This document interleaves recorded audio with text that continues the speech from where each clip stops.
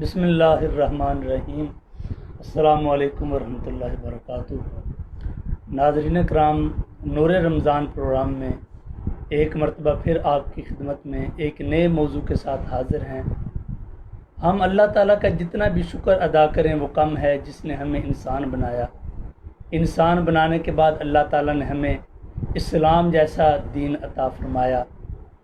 اسلام مکمل ضابطہ حیات ہے۔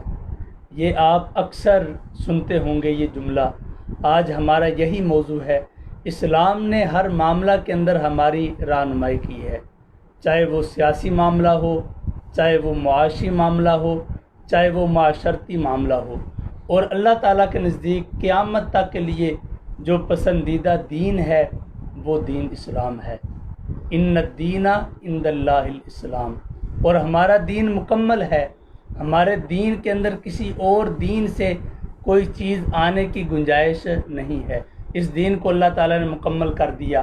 الیوم اکملت لکم دینکم، ہم نے تمہارے لیے تمہارے دین کو مکمل کر دیا۔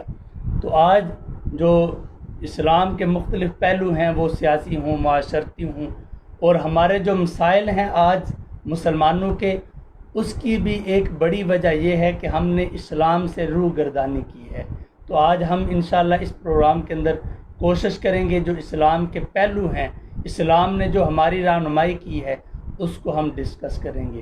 اور آج ہمارے نور رمضان پروگرام کی زینت ہیں، ہماری خوش قسمتی ہمارے درمیان موجود ہیں ہمارا علاقہ کی عظیم علمی شخصیت، جن کو اللہ تعالیٰ نے دین کا بھی علم عطا فرمایا، اور انہوں نے جو دنیاوی علوم یا عصری علوم جن کو کہا جاتا ہے، ان میں بھی جو ہے وہ مہارت تامہ حاصل کی۔ میری مراد برادر مکرم ڈاکٹر محمد رضا المصطفیٰ صاحب آپ موجود ہیں، جو پی ایچ ڈی اسکالر بھی ہیں اور درس نظامی سے بھی فارغ التحصیل ہیں۔ السلام علیکم ورحمۃ اللہ۔ وعلیکم السلام ورحمۃ اللہ۔ ڈاکٹر صاحب، آپ کا بہت شکریہ، آپ نے وقت نکالا اور اپنے قیمتی اوقات میں سے اس پروگرام کے لیے وقت دیا۔ ہم آپ کو خوش آمدید کہتے ہیں۔ جی بہت شکریہ آپ کا، اور آپ کا بھی شکریہ کہ آپ کے ذریعے سے ہم اپنے بھائیوں سے آج دین اسلام کی کچھ باتیں، اللہ اور اللہ کے رسول علیہ الصلوۃ والسلام کے احکامات سنا رہے ہیں، تو میں آپ کا بھی شکر گزار ہوں۔ جزاک اللہ فی الدارین۔ جی ڈاکٹر صاحب، ہم گفتگو کا آغاز کرتے ہیں۔ پہلے نمبر پر میرا سوال ہے آپ سے، اسلام مکمل ضابطہ حیات ہے، اس کا مفہوم کیا ہے؟ اچھا جی، اسلام جو ہے، فرق ہے دیگر ادیان سے، اسلام مکمل ضابطہ حیات ہے۔ ضابطہ حیات جب تک حیات شروع ہوتی ہے نا، جب سے حیات شروع ہوتی ہے، اس وقت اسلام کے احکامات اس پر شروع ہو جاتے ہیں۔ مثلاً آپ دیکھیں، حیات شروع ہوتی ہے، بچہ شکم مادر میں ہوتا ہے، ماں کے پیٹ میں ہوتا ہے، اس وقت بھی اسلام کے احکامات موجود ہیں کہ بچہ شکم مادر میں ہو، ضائع ہو جائے تو کیا احکامات ہیں، کوئی ضائع کر دے تو کیا احکامات ہیں، کوئی قتل کر دے تو کیا احکامات ہیں۔ پھر بچے کی ماں کے بارے میں اسلام کے احکامات موجود ہیں، بچے کی پرورش کے بارے میں تعلیمات موجود ہیں، بچے کی روحانی تربیت کے بارے میں احکامات موجود ہیں، بچے کی اخلاقی تربیت کے بارے میں دین اسلام کی تعلیمات موجود ہیں، بچے کو ابتدائی عمر میں کیا تعلیم دینی چاہیے، دین اسلام رہنمائی کرتا ہے۔ یعنی حیات سے لے کر، ماں کی گود سے لے کر، پنگوڑے سے لے کر، زندگی کے ہر شعبے میں، جب اس نے اسکول جانا ہے، پھر بڑے ہونا ہے، اس نے کھانا کیا ہے، دین اسلام یہ بتاتا ہے، اس نے پہننا کیا ہے، دین اسلام یہ بتاتا ہے، اس نے سونا کیا ہے، اسلام کی تعلیمات یہ بھی ہیں، اس نے جاگنا ہے، اسلام کی تعلیمات ہیں۔ یعنی آپ اندازہ کریں کہ زندگی کا کوئی ایک لمحہ بھی ایسا نہیں ہے کہ جس میں اسلام کی رہنمائی موجود نہیں ہے، حیات سے لے کر ممات تک، مرنے تک، بلکہ میں مرنے سے بھی آگے چلے جاؤں تو میدان حشر تک، اور جنتیوں کے جنت میں جانے تک، اور جہنمیوں کے جہنم میں جانے تک۔ یعنی حیات سے لے کر کوئی ایسا پہلو نہیں ہے کہ جس میں اسلام نے کوئی اس کو تشنا چھوڑا ہو، جس میں کسی کی تشنگی باقی رہ گئی ہو، یا دین اسلام نے اپنی روشن تعلیمات نہ عطا کی ہوں۔ واہ ماشاءاللہ، بڑے خوبصورت انداز میں ڈاکٹر صاحب نے اسلام مکمل ضابطہ حیات کا جو مفہوم ہے آپ کے سامنے بیان فرمایا۔ جی ڈاکٹر صاحب، دین اور مذہب میں دو لفظ بولے جاتے ہیں، دین کا لفظ بھی بولا جاتا ہے اور مذہب کا لفظ بھی بولا جاتا ہے، ان میں کیا فرق ہوتا ہے؟ جی اس کو میں تھوڑا ڈیٹیل سے بیان کروں گا۔ جی جی تھوڑا سا تمہید یہ ہے کہ مذہب اور دین کی یہی نسبت ہے۔ مذہب جس طرح آپ سمجھ لیں کہ جز اور کل ہے، مذہب ایک جزوی چیز ہے اور دین ایک کامل چیز ہے، یعنی کمپریہنسو کوڈ آف کنڈکٹ، یعنی کامل ضابطہ حیات۔ یعنی دین آپ دیکھ لیں کہ ویسے تو دین عرفی طور پر جزا سزا کو بھی کہتے ہیں، قانون کو بھی کہتے ہیں، نظریے کو بھی کہتے ہیں، آئیڈیالوجی بھی کہتے ہیں، لیکن جب دین اسلام کا لفظ بولا جاتا ہے، جو آپ نے آیت پاک پڑھی، ان الدین عند اللہ الاسلام، اللہ پاک فرماتا ہے کہ اللہ کے نزدیک اگر کوئی عزت والا دین ہے تو وہ دین ہے، دین اسلام ہے۔ اب دین اسلام اس طرح ایک متوازن، ایک متناسق، ایک کامل دین ہے کہ میں تھوڑا سا اس کو آپ کو لے کے چلوں کہ دین میں قرآن پاک میں 25% عقائد کو بیان کیا گیا ہے۔ قرآن پاک کی جو آیات ہیں، بالخصوص مکی صورتیں جو ہیں، 86 صورتیں مکی ہیں، 28 صورتیں مدنی ہیں۔ مکی صورتوں میں اللہ پاک نے عقائد کو بیان کیا ہے۔ عقیدہ کسے کہتے ہیں؟ عقیدہ یہ ہوتا ہے کہ وہ ناقابل تردید سچائی جسے جھٹلایا نہ جا سکے، وہ اٹل سچائی جسے کوئی بندہ جھٹلا نہ سکے، وہ عقیدہ ہوتا ہے۔ اللہ ایک ہے، یہ عقیدہ ہے، اسے کوئی جھٹلا نہیں سکتا۔ تو اللہ پاک نے عقائد کو بیان کیا ہے۔ قرآن پاک کی قریباً 25% آیات جو ہیں اس میں عقیدہ بیان کیا گیا ہے، یوم آخرت ہے، اس میں اللہ تعالیٰ کی توحید ہے، اس میں روز جزا سزا کا تصور ہے، اس میں تقدیر کا تصور ہے، اس میں ملائکہ پر ایمان، یوم آخرت پر ایمان، جنت پر ایمان، جنت کے بارے میں کیا عقیدہ رکھنا ہے، جہنم کے بارے میں کیا عقیدہ رکھنا ہے۔ یہ ساری جو چیزیں ہیں، یہ ایک حصہ جو ہے دین کا وہ ہے عقیدے پر، اور دوسرا حصہ جو دین کا ہے وہ ہے عبادات پر۔ قرآن پاک کی قریباً 25% آیات جو ہیں یہ عبادات کے متعلق ہیں۔ مثلا ہم دیکھیں، نماز ہے، عبادت ہے، روزہ ہے، عبادت ہے، حج ہے، عبادت ہے، زکوٰۃ ہے، عبادت ہے۔ اب ان میں سے کچھ بدنی عبادتیں ہیں، کچھ مالی عبادتیں ہیں، کچھ مالی اور بدنی دونوں سے مرکب ہے، اور ان کا مقصد تزکیہ نفسی ہوتا ہے، انسان کی روحانی پاکیزگی، باطنی تطہیر، روحانی نشو و نما، اخلاقی سمجھیں کہ اس کے اندر نکھار لانا، اور انسان کی تہذیب کرنا، نفس کی جو بری بیماریاں ہیں اس سے خلاصی دلانا۔ تو قرآن پاک میں 25% آیات جو ہیں یہ عبادات کے متعلق ہیں۔ تو یہ 50% ہوگی، 25% عقیدہ اور 25% عبادات، اور 25% آیات جو ہیں قرآن پاک کی یہ ہیں معاملات کے متعلق۔ معاملات کیا ہیں؟ معاملات یہ ہیں کہ ایک گاہک اور دکاندار کا خرید و فروخت کا معاملہ ہوتا ہے، اس کو بیع و شراء کہتے ہیں۔ تو شریعت نے اس احکامات کو بھی بیان کیا گیا ہے۔ قرآن پاک کی 25% آیات جو ہیں، اب دیکھیں، میاں بیوی والا معاملہ ہے، پڑوسی کے ساتھ معاملہ ہے، استاد اور شاگرد کا معاملہ ہے، باپ اور بیٹے کا معاملہ ہے، اور خرید و فروخت کا معاملہ ہے۔ تو یہ معاملات کو بھی ہمارے دین نے بیان کیا ہے، قرآن و سنت نے بیان کیا ہے، اور دین اسلام کا قریباً 25% آیات جو ہیں قرآن پاک کی یہ معاملات کے متعلق ہیں۔ اور چوتھی چیز جو ہے یہ ہوتی ہے اخلاقیات۔ دین، اس میں آپ کو یہ بھی سمجھ آ رہی ہوگی کہ دین جامع نظام حیات، ایک کامل نظام حیات کس طرح ہے۔ اب 25% آیات جو ہے یہ اخلاقیات کے متعلق ہیں۔ اخلاقیات، امام غزالی رحمۃ اللہ علیہ نے اس کو 2 حصوں میں تقسیم کیا ہے۔ ایک حصہ اچھے اخلاق، جس کو وہ منجیات کا نام دیتے ہیں، نجات دینے والے اخلاق، نجات دینے والے اعمال، اور ایک حصہ ہے وہ مہلکات سے بیان کرتے ہیں، ہلاک کر دینے والی چیزیں۔ اب اخلاقیات میں کچھ چیزیں اچھی ہیں جو کرنی چاہیے، اور کچھ چیزیں ایسی ہیں جو نہیں کرنی چاہیے۔ جن کو کرنا چاہیے وہ نجات دینے والی چیزیں ہیں، مثلا صبر ہے، شکر ہے، حسن اخلاق ہے، جود و سخا ہے، سخاوت ہے، مہمان نوازی ہے، اثار کرنا ہے، اور لوگوں سے درگزر کرنا ہے، یہ اچھی چیزیں ہیں، ان کو اپنانا چاہیے۔ تو یہ اچھی چیزیں ہیں جن کو امام غزالی نے منجیات کا نام دیا ہے، اور کچھ چیزیں ہیں جو مہلکات ہیں، ہلاک کر دینے والی چیزیں۔ ہلاک کر دینے والی کیا چیزیں؟ غیبت ہے، جھوٹ ہے، چغلی ہے، تکبر ہے، حسد ہے، کینہ ہے، بغض ہے۔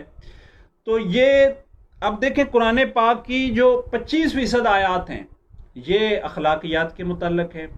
تو قرآن پاک کی 25% آیات عقیدے کے متعلق، 25% آیات عبادات کے متعلق، 25% آیات معاملات کے متعلق، اور 25% آیات جو ہے اخلاقیات کے متعلق۔ تو یہ 100% جو ہے نظام حیات بنتا ہے کہ کوئی پہلو عقیدہ سے لے کر عمل تک، اور عمل سے لے کر معاملے تک، اور معاملے سے لے کر اخلاق تک، کوئی چیز ایسی نہیں ہے ہمارے دین میں جس پہلو کو تشنگی، جس کو تشنا چھوڑا ہو، جس کے اندر انسان اضطراب میں رہے، پریشانی میں رہے کہ جی اس معاملے میں میری رہنمائی نہیں ہوئی، اس معاملے میں میری رہنمائی نہیں ہوئی، مجھے یہاں سے نہیں بتایا گیا۔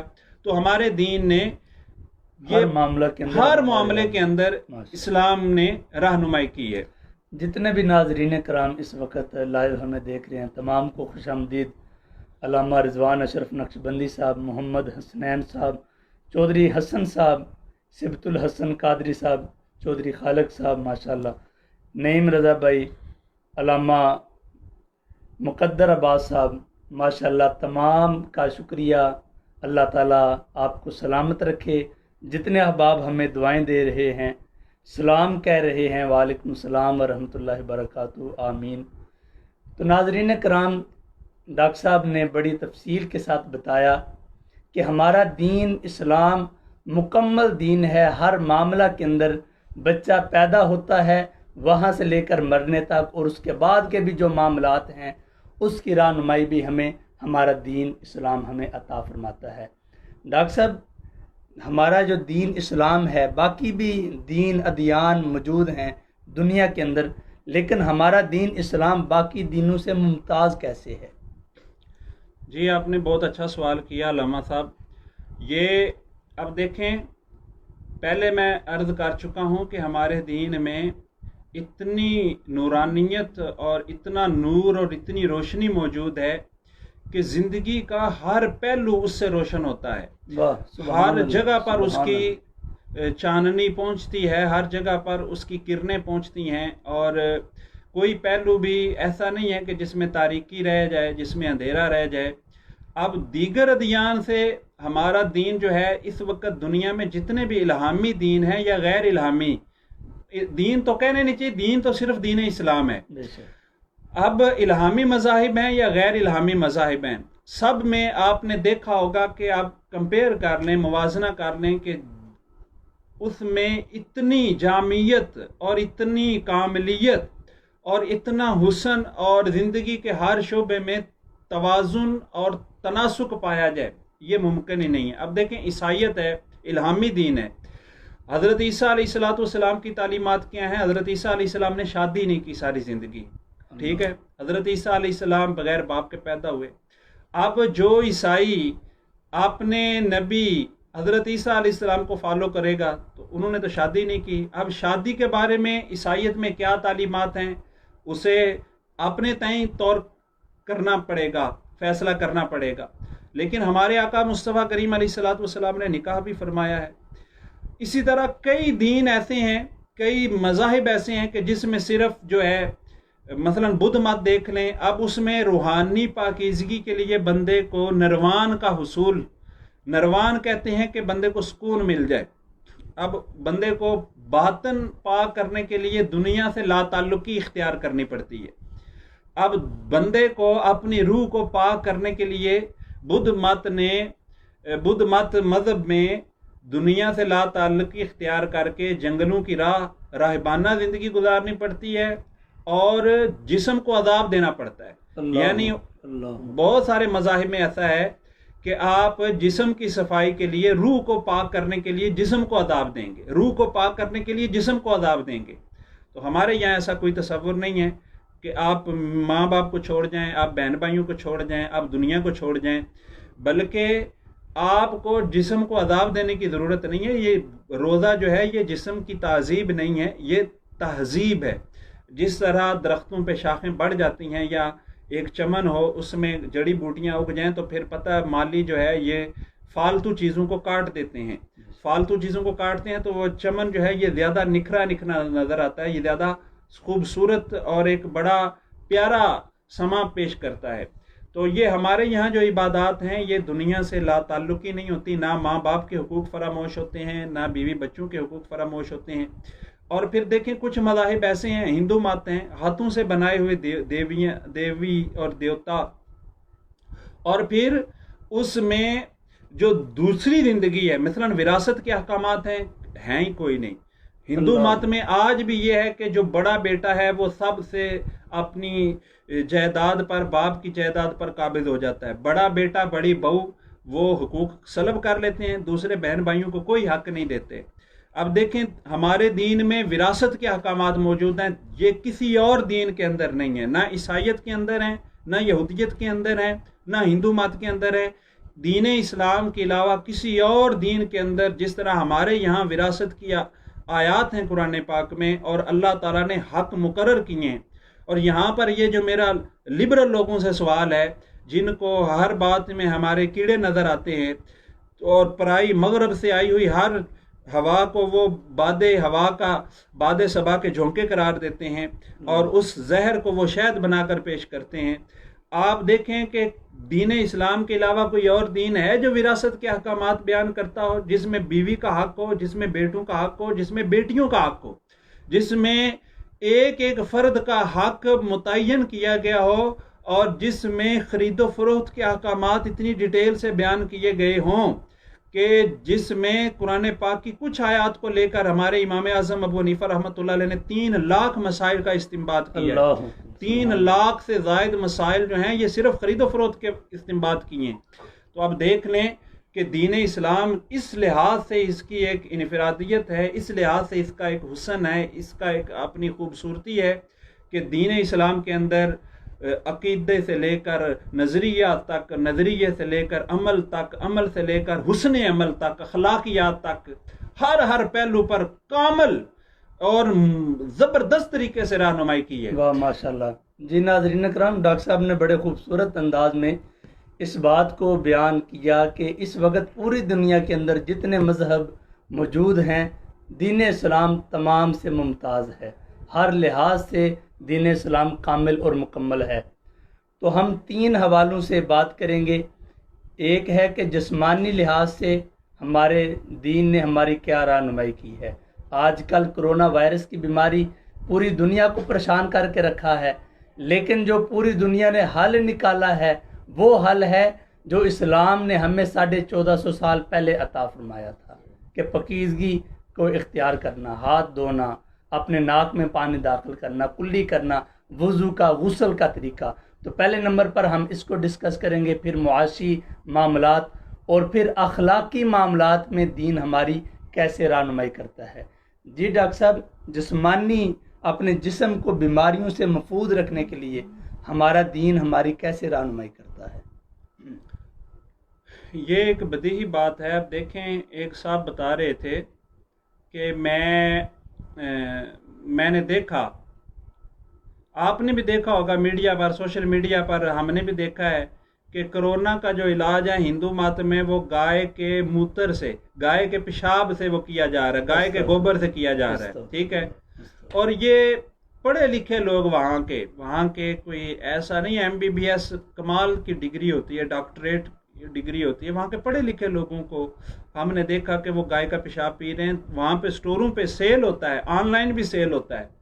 تو وہاں نہ ان کی کوئی عقل گھن کھاتی ہے، نہ ان کی طبیعت میں کوئی کراہت آتی ہے. ٹھیک ہے، اب اسلام کا فرق بتا رہے ہیں دیگر مذاہب سے. صرف ایک وہ کامن چیز بتائیے جو آپ کے مشاہدے میں ہے، آپ دیکھ رہے ہیں، جن کی ویڈیوز جو آپ کے علم میں ہیں. یقین جانے آپ جو میرے بھائی فارن میں رہتے ہیں، یورپ میں رہتے ہیں، مغرب میں رہتے ہیں، آپ وہاں کے دیکھیے گا، عیسائیوں کو دیکھیے گا، یہودیوں کو دیکھیے گا، اتنی پاکیزگی، جسمانی طہارت جتنی دین اسلام میں ہے. اب ہمارا 3ری 4تھی کلاس کا بچہ ہے، اب وہ مسجد کی ٹوٹیوں پہ آ کے اپنے کپڑے دھو رہا ہے. کیا ہوا ہے جی؟ جی مجھ دیاں چھٹاں پہ گئی نے، مجھ نے پوشل ماریا ہے. ٹھیک ہے، ہمارے چھوٹے چھوٹے بچوں کو اتنی طہارت کا احساس ہے کہ یہ میرے کپڑے پلیت ہو گئے ہیں، اس کو میں نے صاف کرنا ہے، اس کو میں نے دھونا ہے. یہ وہ برکت ہے جو حضور نبی پاک علیہ الصلوۃ والسلام کے دامن رحمت میں نسبت پانے کی برکت ہے. حضور کی امت میں، اللہ کے محبوب علیہ السلام کی امت میں پیدا ہونے کی برکت ہے. اللہ کے محبوب علیہ السلام نے ہمیں پاک کیا ہے، پاکیزگی کا شعور دیا ہے. جس طرح اعلیٰ حضرت نے فرمایا کہ چمک تو اسے پاتے ہیں سب پانے والے، میرا دل بھی چمکا دے چمکانے والے. یہ ماہ مدینہ کی تابشیں ہیں، ماہ مدینہ کی تجلیاں ہیں. ہمارا بچہ چاہے اس نے نجاست غلیظہ پڑھی ہے، نجاست خفیفہ کا اسے پتہ ہے نہیں پتہ، درس نظامی نہیں پڑھا، لیکن اسے اتنا پتہ ہے کہ یہ شے پلید ہے. ٹھیک ہے، یہ پڑھنے سے زیادہ شعور میں جو چیز بیٹھ گئی ہے، یہ دین اسلام کی برکت ہے. ہمارا بچہ طہارت کا خیال رکھتا ہے، اور خود اللہ پاک ارشاد فرماتا ہے ان اللہ یحب التوابین و یحب المتطہرین، کہ اللہ پاک توبہ کرنے والوں کو اور طہارت کرنے والوں سے بہت زیادہ محبت فرماتا ہے. تو پاکیزگی کا، جسمانی طہارت کا، آپ دیکھیں حدیث پاک کے اندر آتا ہے یہ مونچھوں کو پست کرنا، منہ زیر ناف مونڈنا، یہ سنت ابراہیمی میں سے ہے، یہ خصلت ابراہیمی میں سے ہے. تو یہ وہ چیزیں ہیں کہ ہمارا جسمانی طہارت کا وضو کرنا ہے بار بار. پھر ہمارے دین نے جمعے والے دن غسل کرنا سنت قرار دیا ہے. اور اس کے خذو زینتکم، اپنی زینت کو اختیار کرو. اس کی تفسیر میں مفسرین نے فرمایا کہ کئی علماء جو ایسے تھے وہ بڑا قیمتی لباس، خوشبو والا لباس، اور اچھی طرح اللہ تبارک و تعالیٰ کی بارگاہ میں حاضری ہونا. پھر حضور نبی پاک علیہ السلام کی اسوہ حسنہ سے یہ بات نظر آتی ہے کہ پاک حبیب علیہ السلام ہر نماز سے پہلے مسواک کرتے، دانتوں کی صفائی، اور جمعے والے دن غسل کرنا. اور ویسے بھی ہمارے دین نے پاکیزگی کو یہ حکم دیا ہے. اور قرآن پاک کی آیت ہے، اللہ پاک کا ارشاد ہے وَأَحِدْنَا إِلَىٰ إِبْرَاهِيمَ وَإِسْمَاعِيلَ أَن طَهِّرَا بَيْتِيَ لِلطَّائِفِينَ وَالْعَاكِفِينَ وَالرُّكَّعِ السُّجُودِ. ان طاہرا بیتیا، ہماری عبادت گاہوں کو بھی پاک رکھنے کا حکم دیا ہے. ٹھیک ہے، جسمانی طہارت بھی جس جگہ پہ عبادت کی جاتی ہے. دنیا تو آج کہہ رہی ہے کہ صفائی ہونی چاہیے، یہ ہونا چاہیے، وہ ہونا چاہیے. ہمارے دین میں الحمدللہ ان چیزوں کی، اور یہی بات ہے کہ جسمانی طہارت کی برکت ہے کہ کرونا کی وبا جس طرح دیگر ممالک میں مہلک ثابت ہوئی ہے، ہمارے پاکستان میں اور اسلامی ممالک میں اس طرح ہلاکت خیز نہیں ثابت ہوئی. اس کی وجہ یہ ہے کہ مسلمان بہت زیادہ طہارت کی اہتمام کرتے ہیں، مسلمان بہت زیادہ پاک رہتے ہیں. اور ان لوگوں کی حسرت پوری نہیں ہوگی، وہ تلیاں ہی ملتے رہ جائیں گے جن کی یہ خواہش ہے کہ یہ ہلاکتوں کے انبار اٹھیں اور یہ چیختی چنگاڑتی خبریں سننے کو ملیں. جی اتنے لوگ مر گئے، آج اتنے ہزار مر گئے، اتنے 100 مر گئے. انشاءاللہ تعالیٰ جی ڈاکٹر صاحب، ہمارے دین اسلام نے کچھ کھانے کے متعلق بھی، یہ تو ہے ظاہری پاکیزگی، کھانے میں بھی ہمیں ایسی چیزیں کھانے کا حکم دیا ہے اور پھر کھانے کا طریقہ کار بتایا ہے جس کے کرنے سے ہم بیماریوں سے بچ سکتے ہیں. بالکل بالکل ایسا ہی ہے. اور آپ نے بالکل درست فرمایا کہ ہم ایک وہ واقعہ سننے میں آیا، پڑھنے میں، کہ ایک حکیم کسی نے مدینہ پاک میں بھیجا، چند دن وہ وہاں پر رہا، لیکن ایک بھی بندہ اس کے پاس علاج کروانے کے لیے نہیں آیا. تو جب وہ جانے لگا تو اس سے کہا گیا کہ مسلمانوں کا طریقہ کار یہ ہے، یہ اس وقت کھاتے ہیں جب ان کو بھوک لگتی ہے، اور اس سے پہلے کھانا چھوڑ دیتے ہیں ابھی ان کی بھوک باقی ہوتی ہے. جتنے ناظرین ہیں، عاطف علی صاحب ہیں، محمد احمد صاحب ہیں، خوش آمدید، چودھری خالق صاحب ہیں، اس کے علاوہ چودھری تنویر صاحب ہمارے مستقل ناظر ہیں، ہمیں دیکھ رہے ہیں، واچ کر رہے ہیں، حافظ نعیم صاحب ہیں. تمام کو خوش آمدید. اللہ تعالیٰ آپ کی محبتیں سلامت رکھے. دوسرا جو پہلو ہے وہ معاشی لحاظ سے ہے. ڈاکٹر صاحب قبلہ، معاشی طور پر ہمیں مستحکم رکھنے کے لیے ہمارا دین، ہمارا اسلام ہماری کیسے رہنمائی کرتا ہے؟ دین اسلام میں معاشی جو ہے، میں کہتا ہوں کہ یہ معاشیات ہے کہ دین اسلام کی ترویج اور اشاعت میں بہت بڑا جو کردار ہے یہ ہمارے معاشی لوگوں کا ہے۔ معاشی لوگوں کا کیسے ہے؟ وہ ہے ہمارے تاجر، بالخصوص ساحل سمندر کے نزدیک جو ملک آباد ہیں، انڈونیشیا ہے، ملائیشیا ہے، جکارتا ہے، اور ہندوستان کی ساحلی پٹی ہے، صورت آباد ہے، احمد آباد ہے، یہ سارے لوگ جو ہے یہ مسلمان تاجروں کی برکت سے ان کو ایمان نصیب ہوا ہے۔ یعنی مسلمان معیشت دان گئے، ان لوگوں نے دکانداریاں کی، لوگوں کو مال بیچا، تو اتنا کردار کی، معاملات کی صفائی تھی کہ ان لوگوں کے عمل کو دیکھ کر، ان کے کردار کو دیکھ کر لوگ کلمہ پڑھ کے مسلمان ہو گئے۔ یہ بات آپ نے جو کہی معاشی، یہ سب سے زیادہ جو ایمان لوگوں کو ملا ہے یہ ہمارے کردار اور معاشی تعلیمات کی وجہ سے ملا ہے۔ دنیا میں انشاءاللہ یہ مانیں گے اس چیز کو کہ اسلام کی جو تعلیمات ہیں، معیشت میں اسلام نے ایک سادہ سی بات رکھی ہے، زکوٰۃ ہے، فطرہ ہے، عشر ہے، یہ جتنی بھی تعلیمات ہیں سادہ سی بات ہے، وہ ہے لِكَيْ لَا يَكُونَ دُولَةً بَيْنَ الْأَغْنِيَاءِ مِنْكُمْ، جی، کہ مال و دولت چند خاندانوں تک محدود نہ رہ جائے اور چند تجوریوں تک نہ بھرا رہ جائے۔ معیشت کا مطلب ہے کہ پیسہ سرکولیٹ ہو، معاشرے کے ہر طبقے تک وہ دولت پہنچے، صرف امیروں تک نہ پہنچے۔ یہ قسم کا کفارہ ہے 60 مسکین، یہ زہار کا کفارہ ہے 60 مسکینوں کو کھانا کھلا دینا، قسم کا کفارہ ہے 10 مسکینوں کو کھانا کھلا دینا، روزے کا کفارہ ہے 60 مسکینوں کو کھانا کھلا دینا۔ یہ کفارات ہے، حج میں دم واجب آتا ہے۔ اسی طرح جتنی بھی معاشی جو سرگرمیاں ہیں، اس میں دین اسلام غریبوں کا خیر خواہ دین ہے، فطرانہ ہے، عشر ہے۔ اب دیکھیں اللہ کھانے پینے سے پاک ہے، رسول اللہ علیہ السلام دنیا سے تشریف لے گئے ہیں۔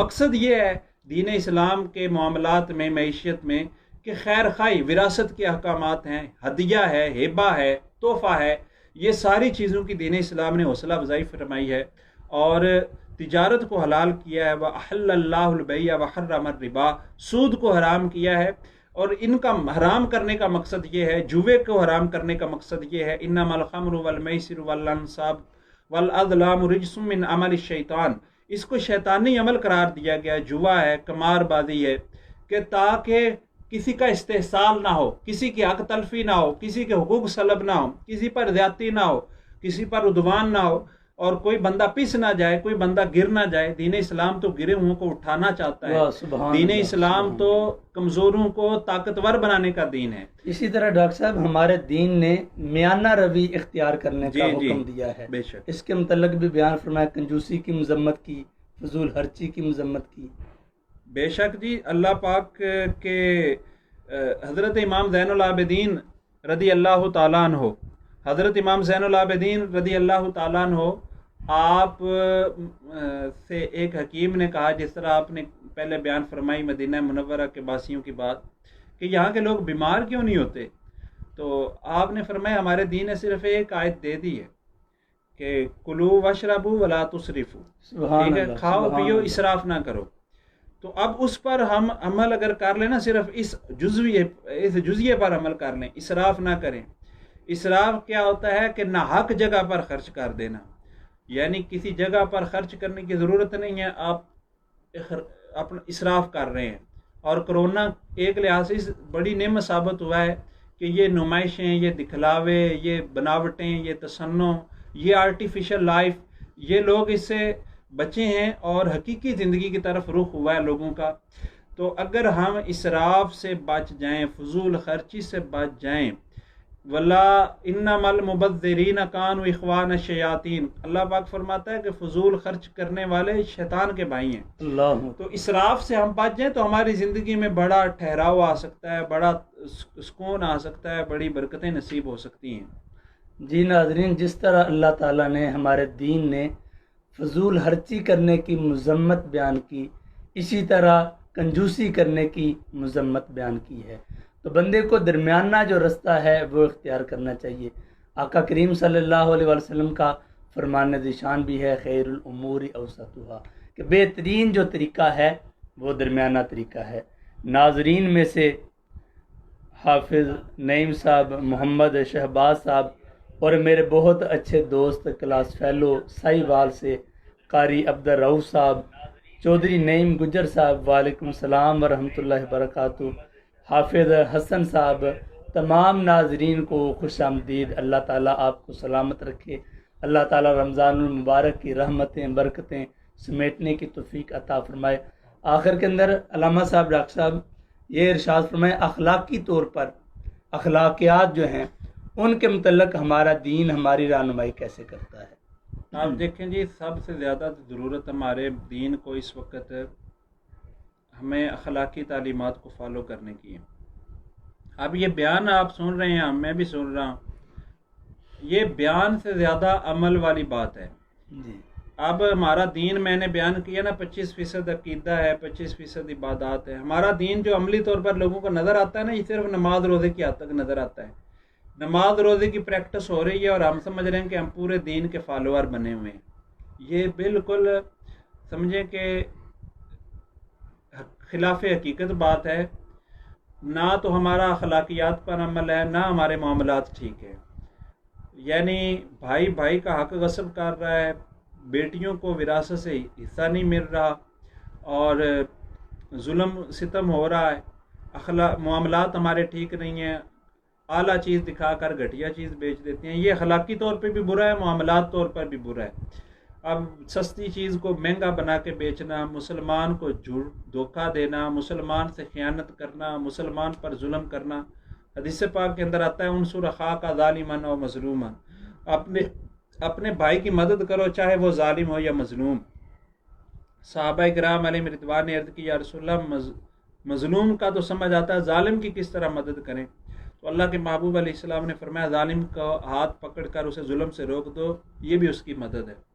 تو اخلاقی طور پر ہمیں سب سے زیادہ ضرورت یہ ہے کہ اپنا اخلاق سدھارنے کی ضرورت ہے، اور رمضان المبارک یہ بندے کی اخلاقی تربیت کا مہینہ ہے۔ یہ تربیتی کورس ہے کہ بندے کے اندر صبر آئے، بندے کے اندر جب افطاری کرے، دسترخوان پر بیٹھا ہو تو اس کے اندر شکر کا جذبہ پیدا ہو۔ ہمارے ایک استاد صاحب تھے، وہ جب افطاری کرتے تھے نا تو وہ دودھ سوڈا بناتے تھے افطاری میں، تو کہتے تھے اس میں اور برف ڈالو۔ پہلے بہت سخت گرمیوں کے روزے رہے ہیں، آئے تھے 2-3 سال پہلے، تو اس میں جب برف ڈالی جاتی تو کہتے اور برف ڈالو۔ تو ہم نے ان سے پوچھا کہ اتنی زیادہ برف کا کیا فائدہ ہے؟ تو کہتے کہ جب یہ ٹھنڈا پانی میں پیتا ہوں نا تو میرے دل سے بے اختیار الحمدللہ نکلتا ہے، یعنی بے اختیار زبان سے الحمدللہ نکلتا ہے، دل سے نکلتا ہے۔ شکر گزاری کی تعلیم دے، یہ اخلاقیات کا سب سے بڑا حق یہ ہے اللہ پاک کہ اللہ کا شکر ادا کیا جائے۔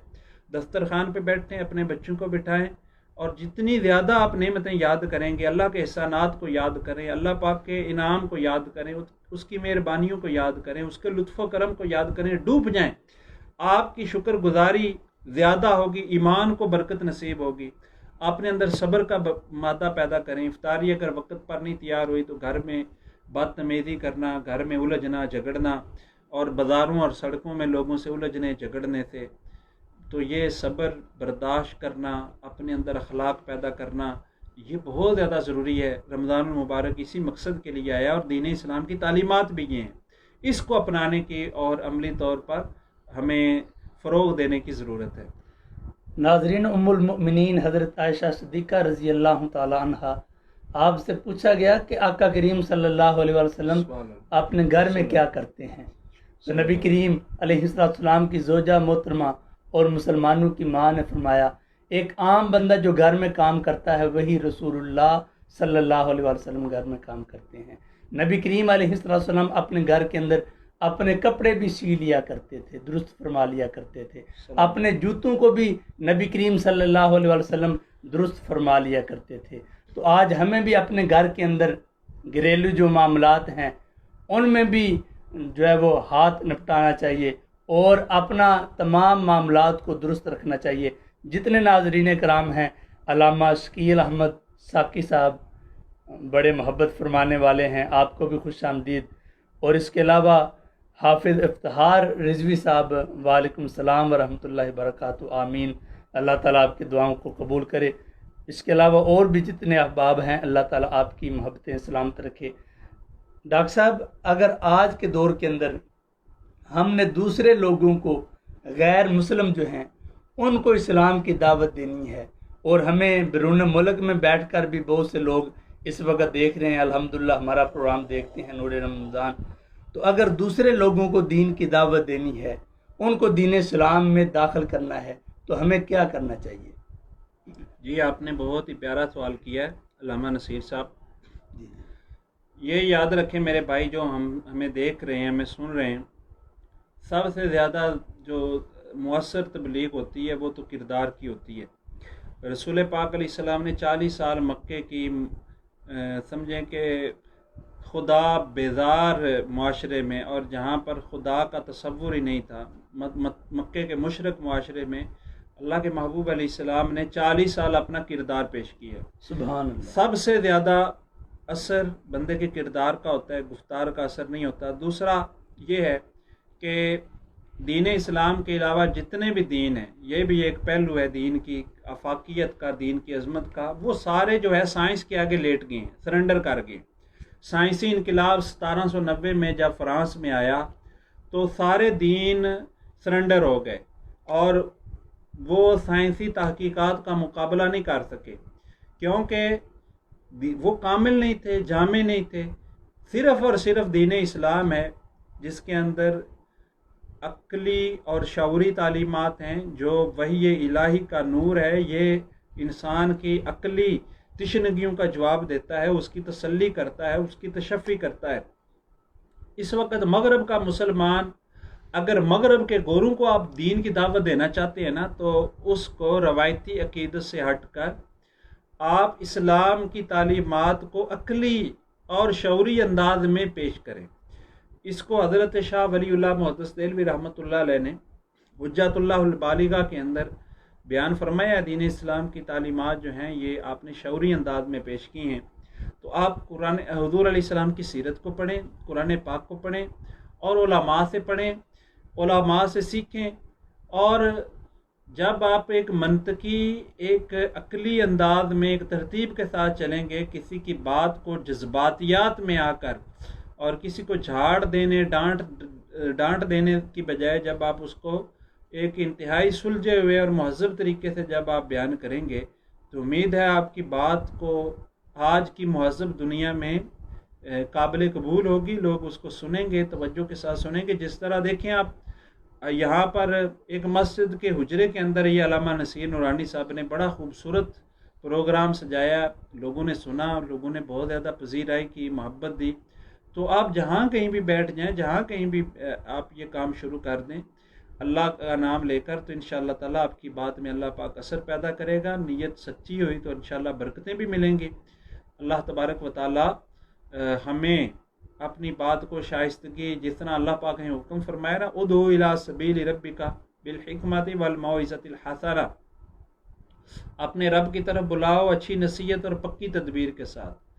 حسنہ یعنی حکمت اسے کہتے ہیں کہ طبیب کو پتہ ہوتا ہے کہ کس مریض کو کیا دوائی دینی ہے، کس زخم پر کون سی مرہم رکھنی ہے، کس سوال کا کیا جواب دینا ہے، کس بندے سے کس طرح نمٹنا ہے. تو اللہ تعالیٰ کرے یہ توفیق ہمیں بھی ملے، ہم آپ کے لیے بھی دعا گو ہیں. تو اس کے لیے علماء کی صحبت، اس کے لیے مطالعہ، حضور علیہ السلام کی سیرت، اور اپنی بات کو مربوط اور عقلی انداز سے پیش کرنا، یہ آنا چاہیے. تو انشاءاللہ تعالیٰ کردار بھی پاک رہے گا. کردار سے اپنا سب سے زیادہ تو فضیلت کردار کی ہے. اس کے بعد جو ہے انشاءاللہ تعالیٰ آپ علم کی طرف آئیں گے تو اللہ تعالیٰ آپ کو برکت نصیب فرمائے گا. ماشاءاللہ. مداح حبیب لبیب حافظ اجاز صاحب اور میرے دوست لاہور میں مولانا عرفان طریقتی صاحب، آپ کو بھی خوش آمدید. علامہ صاحب آخر کے اندر کوئی پیغام دینا چاہیں ناظرین؟ جی میں نے یہی عرض کیا ہے، جس طرح اب دیکھیں دین اسلام ایک کامل دین ہے. اب دیکھیں یہ کمرہ ہے نا، کمرہ، تو کمرے میں اگر ایک کونے میں ہم ایک چراغ جلا کے رکھ دیں، اس اسٹوڈیو میں ہم ایک طرف چراغ جلا کے رکھ دیں تو وہ ایک کونے کو روشن کرے گا، ایک کونے میں چانن ہوگا، ایک کونے میں روشنی ہوگی، اجالا ہوگا، لیکن باقی 3 کونوں میں نہیں ہوگا. اسی طرح وہی چراغ اٹھا کے ہم دوسرے کونے میں رکھ دیں تو وہ کونا تو روشن ہو جائے گا، باقی کے 3 کونے جو ہیں اس میں روشنی اور نور نہیں ہوگا. لیکن اسی چراغ کو اٹھا کر ہم درمیان میں سینٹر میں رکھ دیں تو اب اس چراغ کا جو نور ہے، اس کی جو روشنی ہے، یہ سارے کونوں تک جائے گی۔ اسی طرح دین اسلام کے جو چاروں پہلو میں نے بیان کیے آپ کے سامنے، عقیدہ ہے، عبادت ہے، معاملات ہیں، اخلاقیات ہیں، اس وقت ہمارا جو اسلام کا نور اور روشنی ہے وہ ہماری نماز روزے والے پہلو میں ہے۔ یہ ایک کونے میں روشنی ہے، ایک پہلو والے ہم مسلمان نماز روزے کے اچھے مسلمان ہیں، ٹھیک ہے، لیکن وہ اسلام کی روشنی ہمارے معاملات میں نہیں ہے، ہمارے اخلاقیات میں نہیں ہے، ہمارے عمل میں نہیں ہے، ہمارے کردار میں نہیں ہے۔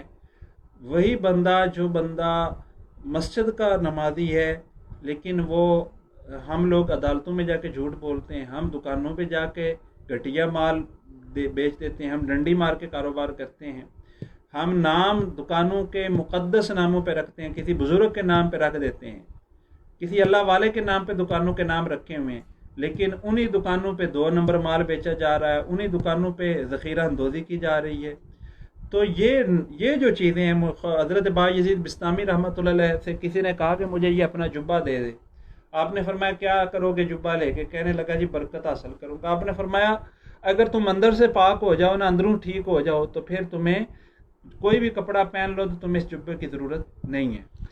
تو یہی ہے میرا پیغام کہ ہم ہر لحاظ سے دین اسلام کا پہلو اس کی اتباع کرے، ہمارا عقیدہ بھی ٹھیک ہو، سوچ بھی ٹھیک ہو، عمل بھی ٹھیک ہو، کردار بھی ٹھیک ہو، اخلاق بھی ٹھیک ہو، تو پھر دین اسلام کی جو کامل برکتیں ہیں وہ ہمیں مل سکتی ہیں۔ ماشاءاللہ۔ اٹلی سے علامہ یعقوب نقشبندی صاحب اس وقت واچ کر رہے ہیں ہمیں، بھائی رخسار صاحب، غلام رسول صاحب، تمام ناظرین کا شکریہ۔ علامہ صاحب دعا فرماؤ۔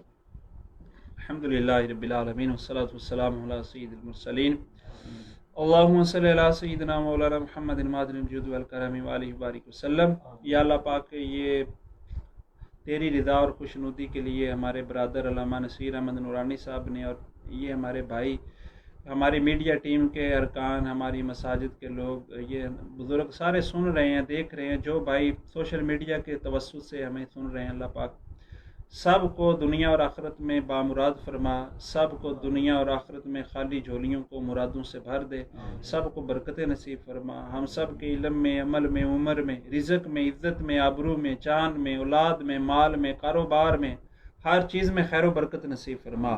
اللہ پاک اس نور رمضان پروگرام کو اپنی بارگاہ میں شرف قبولیت نصیب فرما۔ اے میرے مولا، رمضان المبارک کے آخری عشرے کی ہمیں قدر کی توفیق عطا فرما۔ اللہ پاک ہمیں تلاوت قرآن، ذکر، اذکار، درود پاک پیارے محبوب علیہ الصلوۃ والسلام پر کثرت کے ساتھ صلاۃ والسلام کی توفیق عطا فرما۔ اللہم ربنا آتنا فی الدنیا حسنہ وفی الآخرۃ حسنہ وقنا عذاب النار وادخلنا الجنۃ مع الابرار یا عزیز یا غفار۔ سبحان ربک رب العزت عما یصفون وسلام علی المرسلین والحمد للہ رب العالمین وصلی اللہ تعالی علی رسولہ خیر خلق محمد وعلی آلہ وصحبہ اجمعین۔